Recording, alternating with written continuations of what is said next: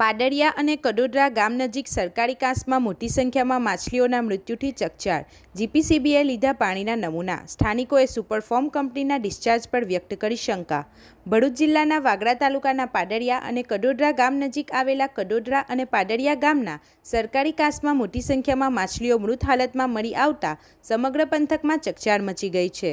ઘટનાની જાણ થતાં જ વાગરા મામલતદારશ્રી તથા કડોદરા ગ્રામ પંચાયતના તલાટી કમ મંત્રી દ્વારા સ્થળ પર રૂબરૂ તપાસ કરવામાં આવી હતી. ત્યારબાદ જીપીસીબીના અધિકારીઓ પણ સ્થળ પર પહોંચ્યા હતા અને ઘટના સ્થળેથી પાણીના નમૂનાઓ એકત્ર કરીને લેબોરેટરી પરીક્ષણ માટે મોકલવાની કાર્યવાહી હાથ ધરી હતી.